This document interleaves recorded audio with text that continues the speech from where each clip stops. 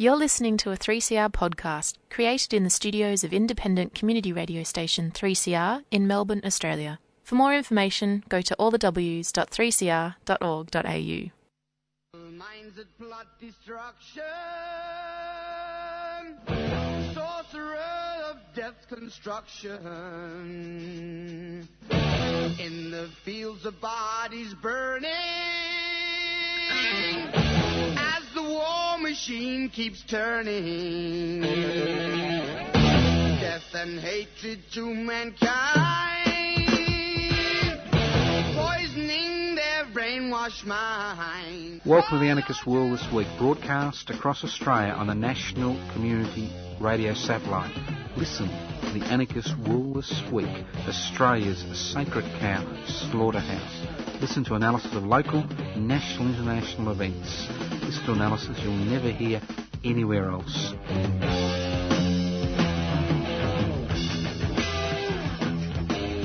Welcome to the Anarchist World This Week, broadcast across Australia by the Community Radio Network. This program is streaming live on 3cr.org.au.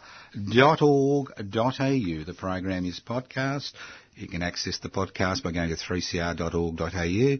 You can access the program via my Facebook page, Joseph Toscano. You can access the program via Instagram. You can access it. Just goes on and on. It's like a disease. It's everywhere.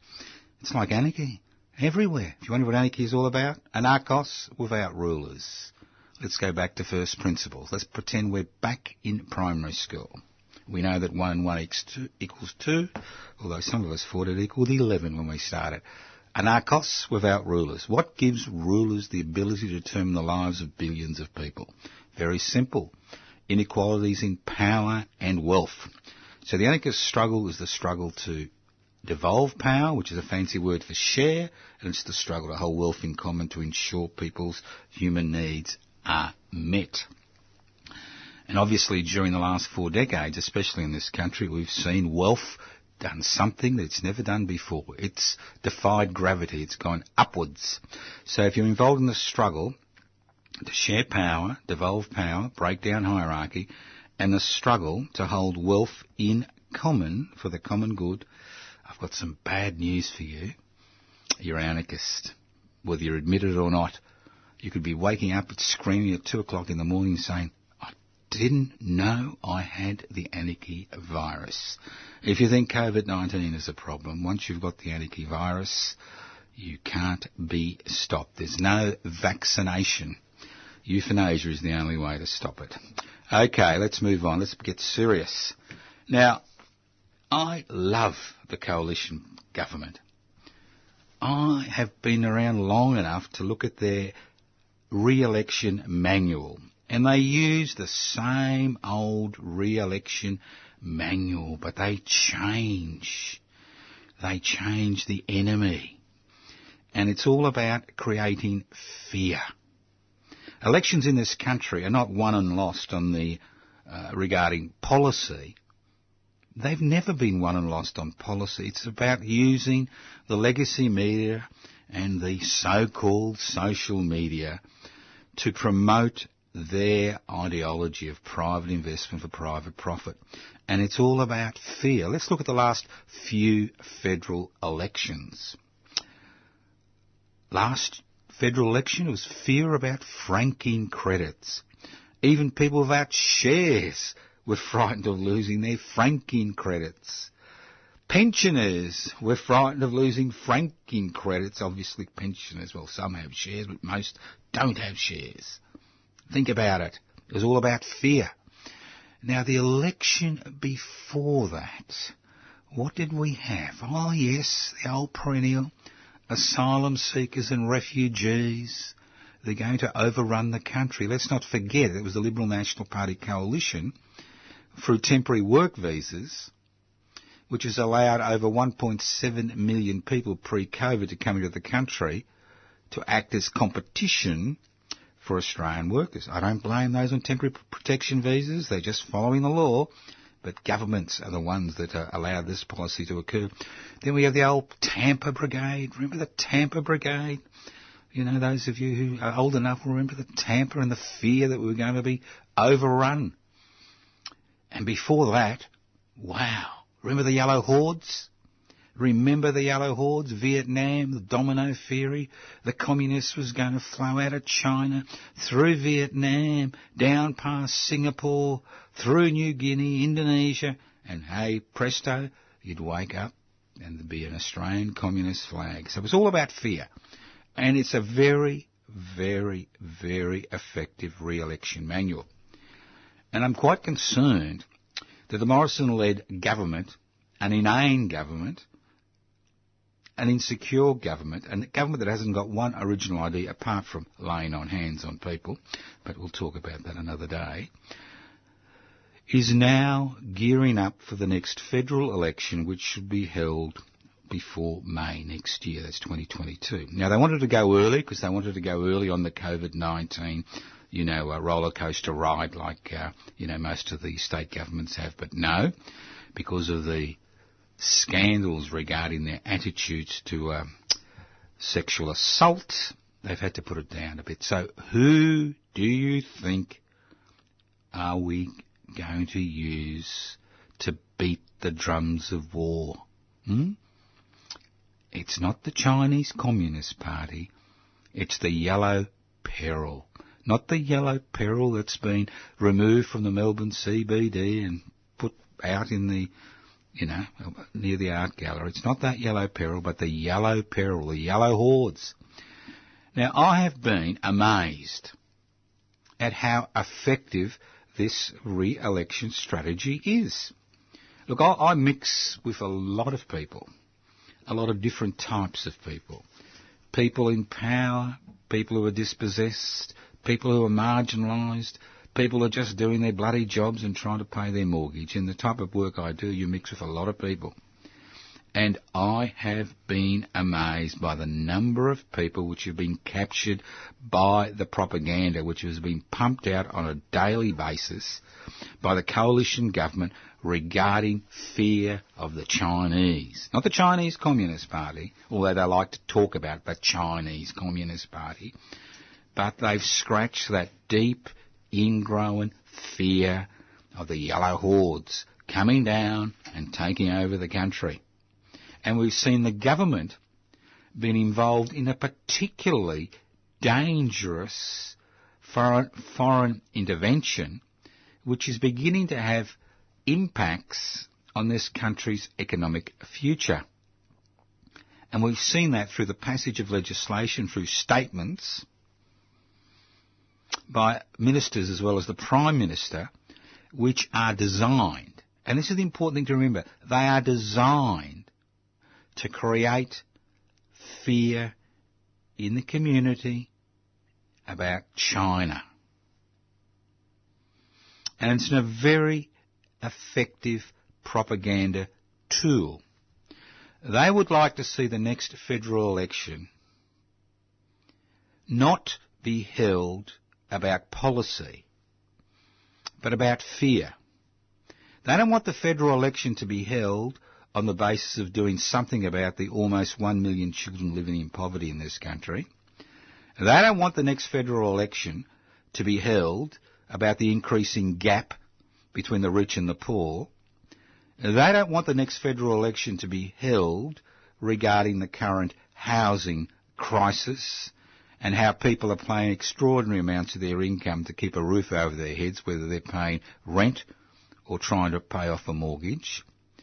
They don't want the next federal election revolve around us asking questions about why should our resources be put in the hands of transnational corporations who are making billions of dollars of profit while we don't seem to have the resources to take care of the most basic needs, where we have a private charity, the Smith family, begging Australians to give them money to sponsor Australian children to get a public education, which is supposed to be free. They don't want us to have the next federal election about the apartheid system that exists between private schools and public school students in this country. They don't want the next federal election to be held regarding, asylum seekers and refugees, the abysmal way they've been treated by this government and continue to be treated by this government and the opposition in this country. They don't want the next federal election to be held about increasing taxes for, those that are making extraordinary amounts of money from the COVID-19 crisis. They want this next federal election to be held about fear of China, fear of war. And when you get a senior bureaucrat beating the drums of war on Anzac Day of all days, a day which is designed to remember the dead and the wounded and the sacrifices made by people, using that day to promote the concept of war, death, destruction, as if war in the 21st century is going to be a pleasant affair. They don't want us... So I suggest very strongly that you start speaking out about this election strategy.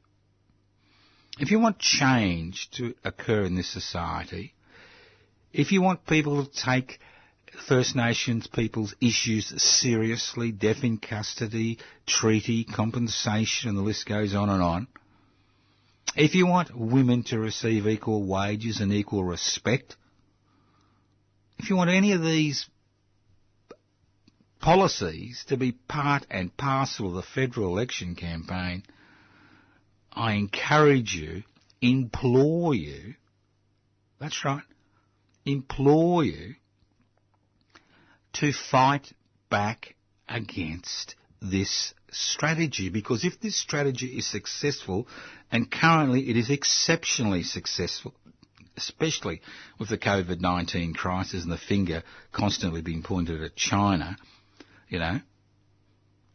exceptionally powerful strategy, we will see the coalition government re-elected with an increased majority. That's right. Re-elected with an increased majority and possibly even a majority in the Senate. Because if there's one thing that history has taught us, is that federal elections which are based on the generation of fear, whether it's the fear of the unemployed, the marginalised, the Muslim, the asylum seeker, First Nations, Australians, and the list goes on and on, those campaigns tap into a vein which is a very rich ore in this country, very rich mining. And it's people like you and me that need to be aware of what is happening now. Because what happens at the next federal election will be revolve about what is happening now and what are the issues which will be carried by the government of the day, the opposition and the media, the legacy media and the virtual media as we approach the next federal election. And if you think I'm talking through my anal canal, I suggest you look at the last 10 federal elections and see how they were conducted and see how the coalition was able to win the unwinnable election. Think about it. You listen to The Anarchist World This Week, broadcast across Australia via the Community Radio Network. My name's Joseph Toscano. I'm hosting today's program. If you're interested in, resistance, that's right, resistance to the status quo, if you don't want to be overrun or drowning in a tsunami of anti-Chinese rhetoric, which is designed primarily for the coalition's re-election, well then I suggest that you think very strongly, if you're not a member of a registered political party, of joining Public Interest Before Corporate Interest. The website is an exceptionally good website, not that I have anything to do with it. That's the website, although I am the registered officer for Public Interest Before Corporate Interest. Now, Public Interest Before Corporate Interest was established about 4 years ago. Our aim is to be involved in a number of activities, which include community boycotts, strikes, occupations, list goes on and on. But unlike many radical groups, we are interested in radical politics. We are interested in parliamentary politics. Not because we think, we will be elected, but we think by having political parties or political groups involved in the federal election which march to a different drumbeat. Not the drumbeats of war, but the drumbeats of independence, the drumbeat of holding our resources, for using our resources for our benefit, not the benefit of investors, both local and overseas. If you're interested, we want to change that debate. We want to change that debate. And as I said last week, it's about the way people think. And if you can change the way people think, things will never be the same. People will never be sucked in to the fear campaigns of the coalitions and expert at drumming up in order to be re-elected ad nauseum. So fear is their calling card. They want you to be cowed, they want you to be frightened, they want you to be scared, they want you to be worried about this enemy out there somewhere in the ether so that they can be re-elected. Think about it. Now, if you go to the PIBCI website, you can download the application form, pibci.net. We currently have over 450 members. We need about another 100 members before we can apply for registration as a federal political party. If we don't obtain those members within the next 3 months, we'll basically run out of time to register as a federal political party. So, the wolf's at the door. We need to move quickly. If you have no access to the computer or you've got no printer to print out an application form, you can always leave me a message on 0439 395 489, or you can write to us at Post Office Box 20, Parkville 3052. If you go to the website, there's a very under news and views. There's a very nice little button for members' resource material, and that's you, whether you're a member or not. And if you print that out, you can distribute that among your friends and enemies, and possibly you'll be able to register as a federal political party and fight to change the direction that this country is currently moving in. Let's move on. Sometimes I hear things which I find I'm incredulous. Well, I'm incredulous every day, but sometimes I'm so incredulous I just fall on the floor, not on the wall, and start, fitting. Now, I heard some minister, and now I knew it was male because I know the voice, but I can't remember the name. I think it was Minister for Employment. I don't know who it was. And he made this very, very important point. Well, he thinks it's important. You see, currently, Australian businesses are having trouble employing people, although unemployment rate is nudging 6% and the real unemployment rate, obviously, and underemployment rate is nudging 20%. And if you travel a bit like I do, you'll notice there are little signs coming up on shop windows saying, vacancies, please apply, blah, blah, blah.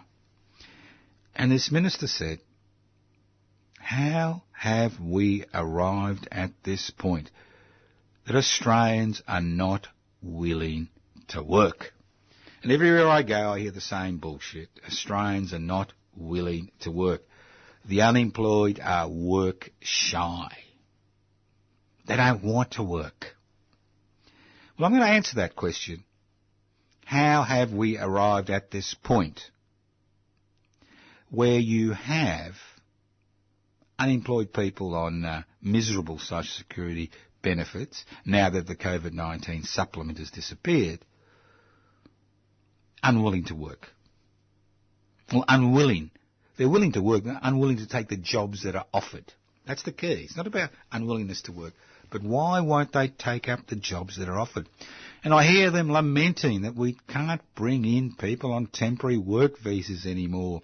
And when we had 1.7 million people out of a workforce of 12 million on temporary work visas, we could employ people very easily.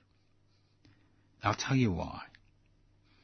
The first thing, and the major impediment to somebody on unemployment benefits taking an insecure, part-time, poorly paid, non-unionised job, is the fact that you have to wait 6 weeks in between jobs before you can reapply for unemployment benefits.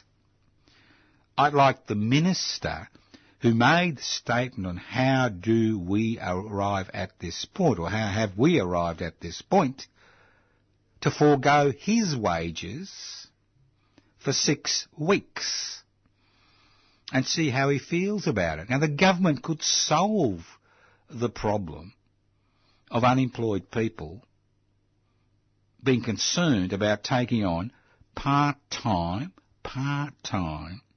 poorly paid, non-unionised, insecure work by removing that 6-week gap, by ensuring that people can reapply for unemployment benefits once that job has come to a screaming halt.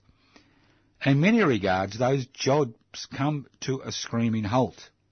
And obviously, Australian citizens and residents demand much more from a job than somebody who's here on a temporary work visa, who's forced to accept whatever is offered to them because they need the money, and more importantly, because they can't access unemployment benefits. So in many regards, they have become a pool of exploited, unskilled labour, which is there to ensure the trade union movement never, ever again poses any real threat to the private investment for private profit brigade. Simple. Very simple issue. Very simple. If you want me to take on a poorly paid, insecure, part-time job and come off a government benefit because I'm unemployed, you need to make sure that once that job comes to an end, and they do come to an end very quickly in the majority of cases, that I can reapply for unemployment benefits. I do not have to wait 6 weeks to reapply. Okay, let's move on. This is the Anarchist World This Week, broadcast across Australia via the Community Radio Network. Now, I know you're bored with COVID-19, and I'm also bored with it, all right? We're all bored with it. And I'll tell you why. Because we've heard it all before.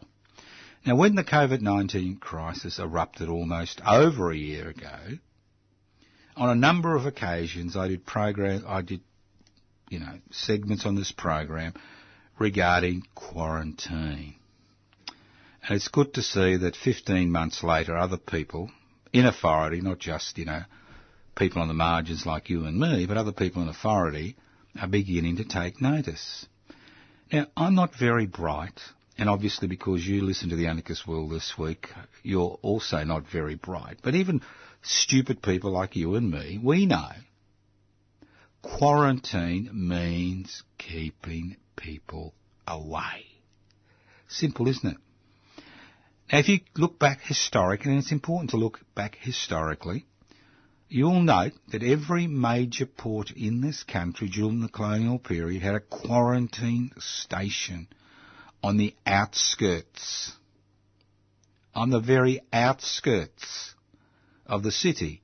Melbourne, which I'm familiar with, had a quarantine station past Point Nepean, right?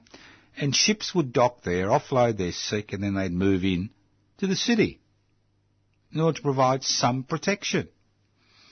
Now, in the 21st century, you'd think we would have learnt some lessons from history, and you would think that all those smart, intelligent people that you and I never mix with, because we're not good enough to mix with them, would have understood that basic premise of quarantine. Oh no. Initially, although we were told COVID-19 was a coronavirus, which is basically a respiratory-borne infection, it was all about washing hands, not using masks. And now we're told it's airborne, which anybody could have told you who knew what they were talking about in March last year, that obviously a coronavirus virus is airborne, we continue to have hotel quarantine as the major way of protecting the community from people who come in from overseas who may or may not have COVID-19. And time after time after time after time, we have seen the infection break out of the so-called quarantine facilities. They call them hotels, CBD hotels, into the community. And time after time after time, the Health Minister, Mr Hunt, tells us, well, we need to be next to major medical resources unless we need them. Well, how about all those people that live in rural and regional Victoria? They're not next to major, medical resources. Do we put them in ghettos and put them in the Melbourne CBD and find hotel accommodation for them because they could get sick? Come on. We could have built, in the last 12 months, purpose-built quarantine centres. Purpose-built quarantine centres with the right amount of ventilation on the outskirts of this country's major cities, because remember, most of the airports are on the outskirts of these countries' major cities, 6 months ago. And as we see in Darwin, there would be no outbreaks. We could bring back people back from overseas, quarantine them in suitable accommodation, and not have them pose a threat to the general community. And if you're interested in the economy, as you've got to have all these. I mean, the Chinese authorities, once the bumbling fools who are in charge of the locations where the COVID-19 first broke out were pushed out of the way and people realised the extent of the problem. And all you've got to do is look at India to see what can happen if things get out of control, and the United States and England, what will happen. Well, what they did is they quarantined people.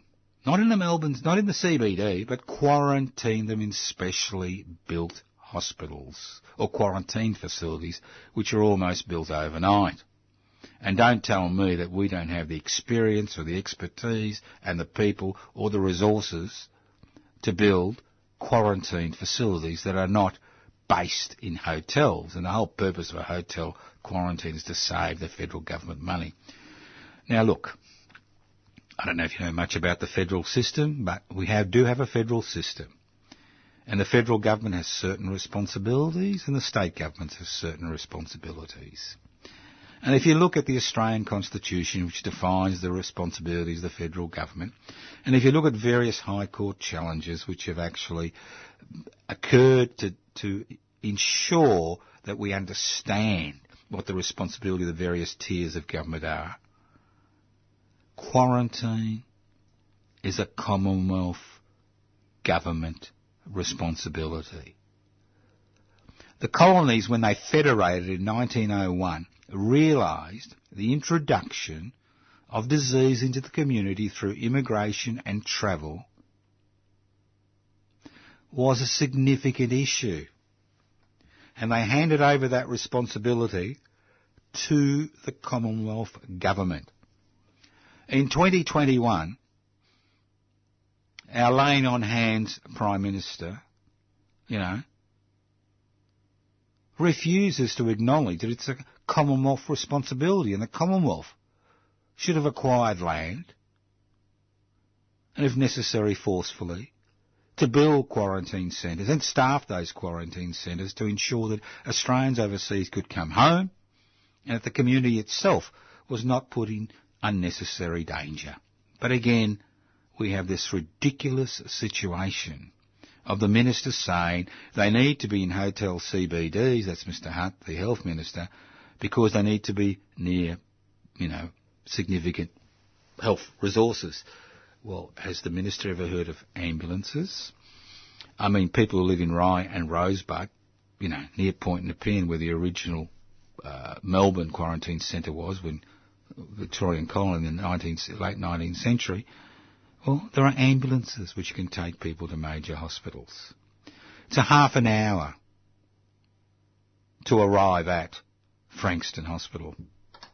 Maybe 40 minutes to arrive at Monash Medical Centre.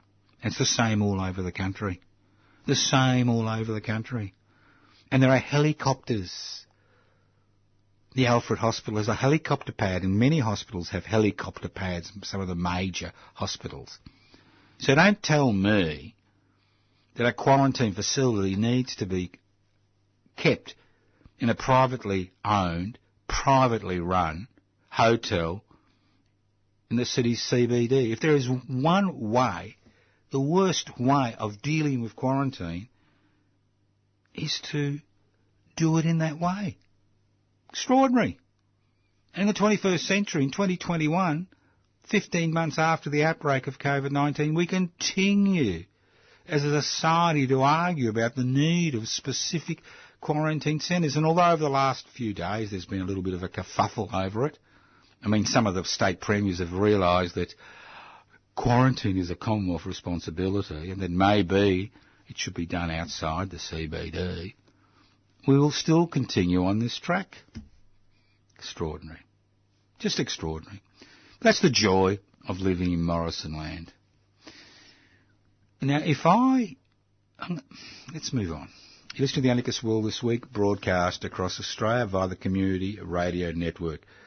My name's Joseph Toscano. I'm hosting this program. Yes, this program is broadcast across Australia via the Community Radio Network in every state, in every territory in this country. It's streaming live on 3cr.org.au, that's right. Streaming live on 3cr.org.au. The program is podcast.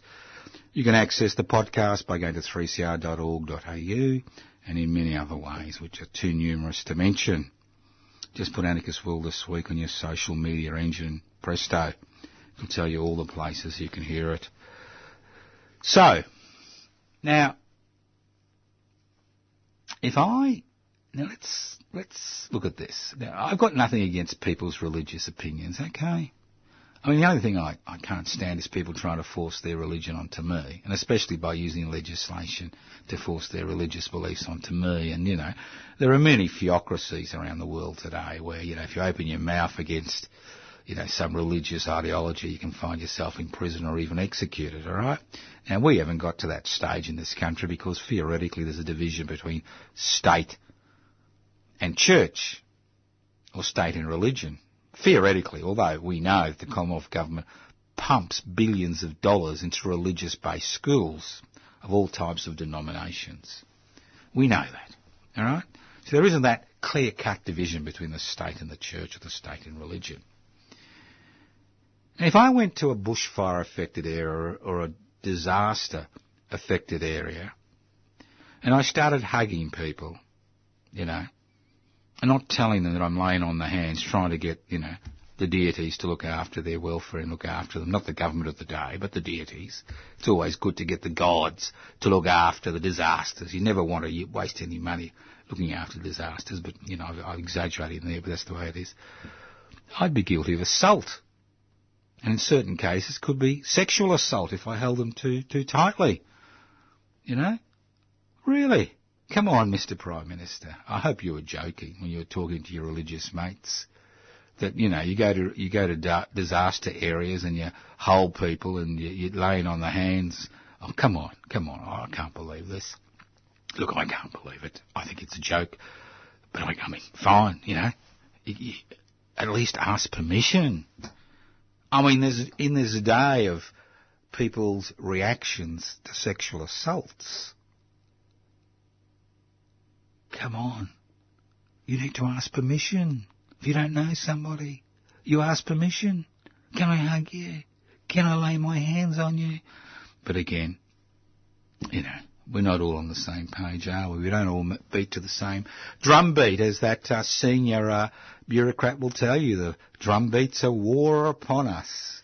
Well, I hope he and his children will volunteer to fight that war, because for far too long, the children of the rich and powerful have stayed home with their feet up and the children of everybody else are the ones that have been sacrificed on the killing fields for the glory of God, King or Queen and country. Ugly. Ugly.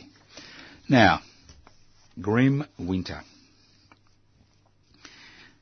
Grim winter. Winter's almost upon us. What is it? Another few weeks and we'll have winter. And obviously people living in Queensland don't experience the same winter as we do here, although they've got floods and cyclones to deal with, so they've got their own issues. So, grim winter. Why am I using the word grim winter? If you know anything about history and human history, you'll notice that winter was a great equaliser, especially for the poor and the marginalised, a great equaliser. In the good old days, I remember that the good old days, pneumonia was considered to be the elderly's friend. It worked its way through the community, getting rid of all those people that have gone beyond their productive, use by date. Today, obviously, with antibiotics and ventilation and treatment and vaccination, winter isn't such a grim proposition for a lot of people. But it is a grim proposition for an increasing number of people in this country. With the removal of the COVID-19 supplement and the removal of JobKeeper, we now have the situation where many people who are able to survive because there was a moratorium on the repayment of rent, whether it's on business premises or their own homes or mortgages, are now being asked to pay back that money. Let's not forget that when business was closed down, when you lost your job, if you weren't entitled to JobKeeper or JobSeeker, you're in a difficult situation, and many people found themselves in this situation. And let's not forget that if you were able to strike an agreement to pay a reduced rent or no rent during that period, that money must be repaid. And I'll repeat it again. Must be repaid. And the government using a hard line on people who are not working, trying to force them back to poorly paid, part-time, insecure work through paying starvation social security benefits. We now have the situation, the perfect situation, that with winter coming along, that more and more people will find themselves in very precarious situations as far as a roof over their heads is concerned. I'm not just talking about people who are unemployed, but I'm talking about people who may be in poorly paid jobs. I'm talking about people who may find they're going to be turfed out of their homes because they can't, strike a deal about repaying their mortgage, paying their rent, and you hear stories every day. And you can see that the private charity sector is gearing up for an influx of people asking for assistance during this period. Now, nothing highlights the importance of public housing more than the situation we are about to face. Now, regular listeners to the Anarchist World this week know that I'm a great supporter of public housing. I'll tell you I'm a great supporter of public housing, not because I'm homeless. No. Because in the work I do, and for the last 40 plus years, I'll be looking after some of the most disabled people in the community. It was the fact that they were able to secure, affordable public housing that allowed them, their partners, and their children to lead a decent life. Now, public housing was first introduced into this country for one very good reason.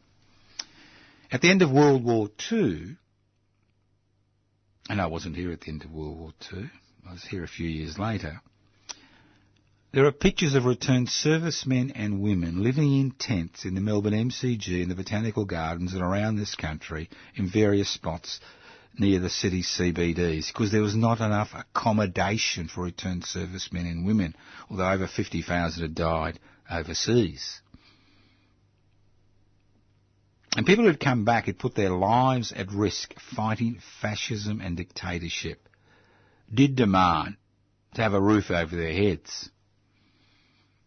And the impetus grew for public housing. And the whole purpose of public housing was to ensure that people who were not able to afford to enter the private housing market had the ability to access secure, safe housing for a minimum cost. That's 25% of their income. We're not just talking about people who are homeless, people who are marginalised, people who've got nowhere to go. We were talking about people who didn't want to rent in the private rental market, who the state provided housing for. And at one stage, over 15% of Victorians were living in public housing. Today, in 2021, Victoria, which is the state I'm familiar with, has the slowest public housing units in Australia. Less than 2% of Victorians now live in public housing, although over 40% are renting. Another 30% are paying mortgages. So public housing has always been a significant way of ensuring that people can survive a grim winter. What we've seen with successive Liberal and now Labor governments in Victoria, we have seen a concerted effort, that's right, a concerted effort to privatise public housing. And the way this has been done is quite interesting. It's been done in two ways. It's been done through the development of private-public partnerships, which is a fancy way of saying that public land or public space is given to private developers for nothing. The private developers develop that space and then provide maybe 10% of the accommodation for social housing or affordable housing or community housing. And although it sounds really nice, social housing, affordable housing, community housing, the reality is these are privately run organisations which now control the so-called public housing market. We've got the ridiculous situation of their waiting list has now been combined with the public housing waiting list. And so we are seeing the destruction, the privatisation through stealth of the public housing sector by successive Labor governments who continue to play games. Now, I remember at the last state election in Victoria, we were able to, little people like us were able to place such significant pressure on the state Labor government. They promised to build another 1,000 public housing units. Guess what? Almost 2 3/4 years later, they haven't started building one. All they have done during the COVID-19 crisis is use that crisis as a screen via which they've continued to privatise public housing. And the tragedy is the usual suspects are not standing up with the very few people who are now standing up for public housing. The usual suspects, the religious-based organisation, the private charities, seeing the greenbacks in front of them, seeing the possibilities of expanding their empire through the extension of social, community and affordable housing, have now sided 100% with the state government, putting out their hands, waiting for titles, waiting to manage various estates in order to build their empires. It's a tragedy.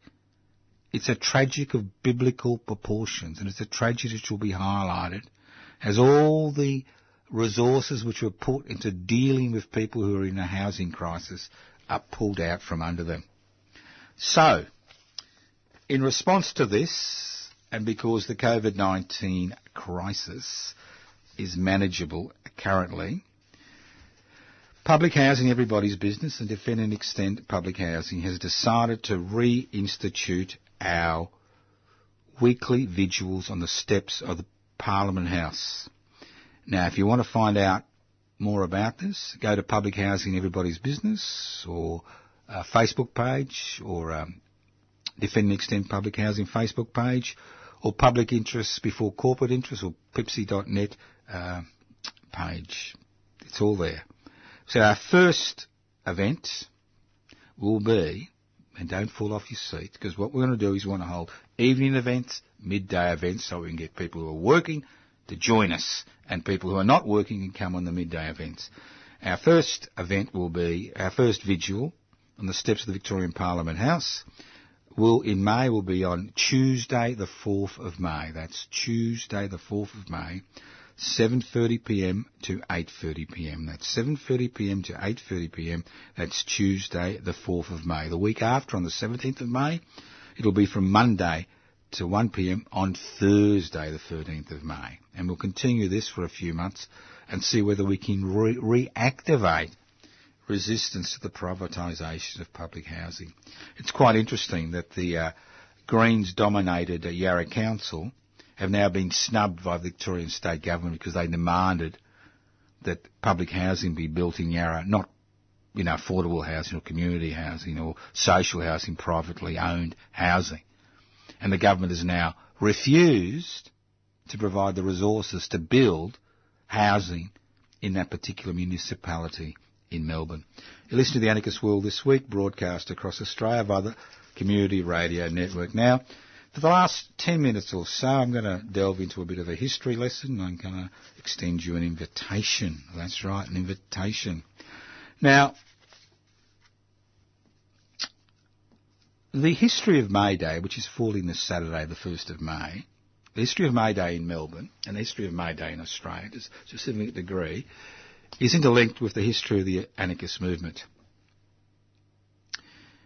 In 1884, the Federated Organised Trade Unions of the United States and Canada called on the world, that's right, called on the world, for the 1st of May 1886 to be a day of international struggle for the 8-hour day. On the 1st of May 1886, all across the United States and Canada, there were strikes and demonstrations. In Chicago, a number of workers were shot dead by private security agencies belonging to the Pinkerton Detective Agency, which was used by the steel mills there to provide security because they were involved in a protest outside the factory.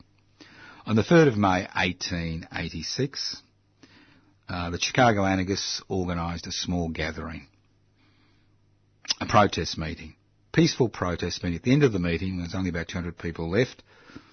Somebody threw a bomb into the crowd. The police panicked, opened fire. 7 police were killed, 4 demonstrators were killed.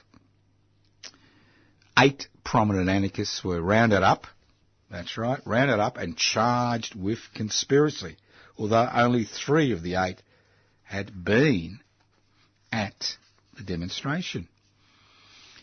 They were duly tried. They were all found guilty. 5 were sentenced to death. 6 were sentenced to death. 4 were executed. 2 were death sentences were commuted. And 1 committed suicide on the night before he was hung. Now, some of the names you won't be familiar with, but if you look it up on your search engine, think people like Samuel Fielding, Albert Parsons, Louis Ling, Aldous Fisher, George Engel, August Spies, etc. Now, guess what? 5 years later, well, 6 years later, in 1893, the Governor of Illinois pardoned all of them. That's right, pardoned them all, because none of them should have been arrested, let alone executed. Now, in Australia, a number of activists who had been members of the Australasian Secular Association formed the Melbourne Anarchist Club on the 1st of May 1886. This was the first anarchist organisation which was formed in Australia. They included names like David Andre, William Andre, Chummy Fleming, Jack Andrews, Monty Miller, and a few others whose names have been forgotten. And they created the Melbourne Anarchist Club on the 1st of May 1886 as a response to the call of the Federated Trade Unions of the United States and Canada to mark the 1st of May as a day of international protests for the 8-hour day. In 1891, at the Second International, I think it was in Paris, a delegate from Australian Trade Union movement from Sydney, Mr. Norton, attended that Congress, and that Congress marked the 1st of May as a day of international protest. Not the 2nd of May, not the first Sunday after, but the 1st of May. International protest for workers' rights, the 8-hour day. International protests. In 1891, the first May Day celebration was held, march was held in this country in Balcaldon at the middle of the shearers' strike.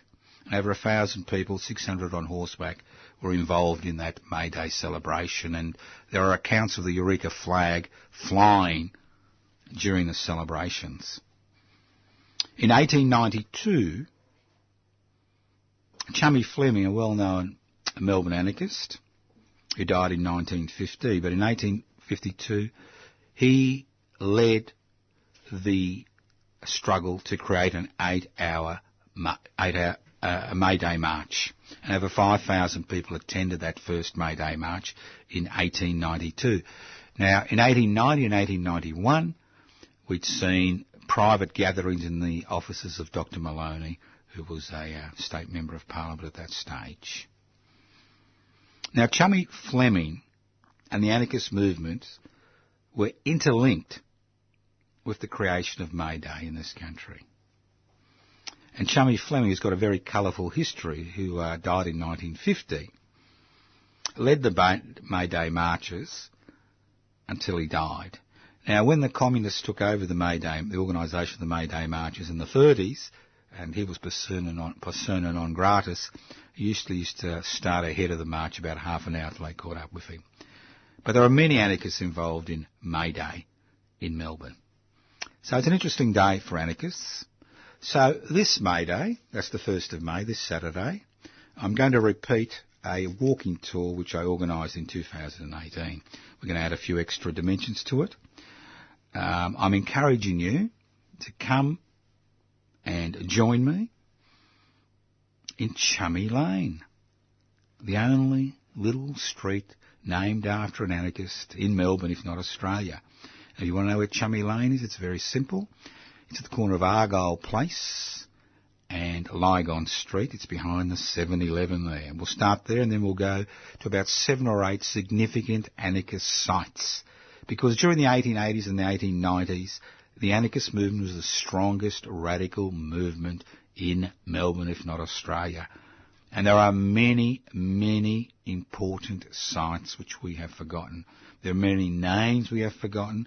People like Rosa Stone, who initiated the Bootmakers Machinists Union in the 1890s. People like Jack Andrews, who was considered to be the Kropotkin of the Southern Hemisphere. Chummy Fleming. David Andre, one of the most forward-thinking activists Australia's ever had, who in 1888 had a radical bookshop and vegetarian restaurant running in Russell Street, who was against white racism, was for female emancipation, was for the environment and animal rights, things which are not taken up by the labour movement or anybody for over a century. So it's a rich history. So if you want to learn more about it, join me, Chummy Place, this Saturday, 11 a.m. We start at 11 a.m. sharp. If you don't get there at 11 a.m., you'll just have to find us, but we'll go to a number of significant sites. Thank you for listening to The Anarchist World this week on your local community radio station. This program is podcast. Go to 3cr.org.au. You can go to anarchistmedia.org, pipsy.net.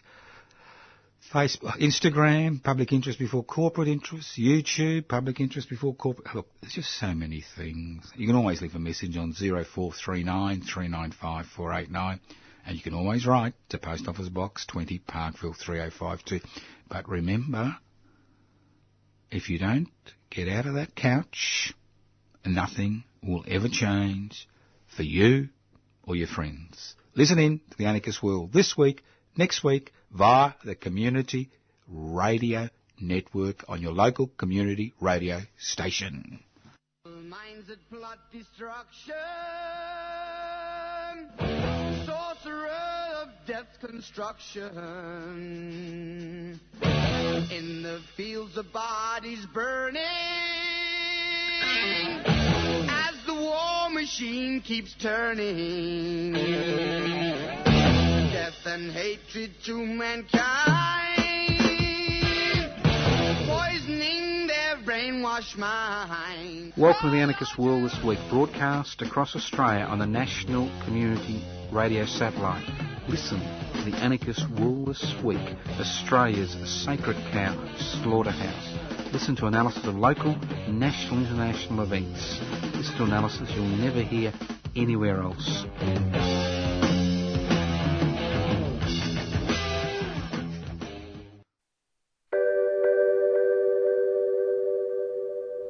So it's up to us, the people. We need a treaty in this country. We need the end to the war in this country. And the only way we can do that is through a peace treaty. Not the one you see in Victoria, not the one you see in Queensland, not the one you see in the Northern Territory, because they talk treaty and still lock our people up. They still kill our people. They still desecrate our land and our water. A treaty means peace. A treaty means equality. And a treaty means justice. Thank you.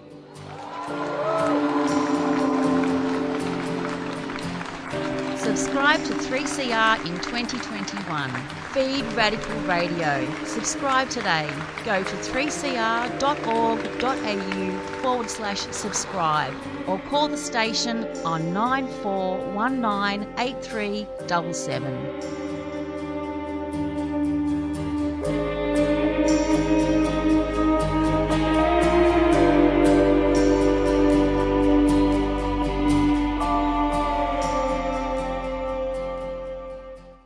You've been listening to a 3CR podcast produced in the studios of independent community radio station 3CR in Melbourne, Australia.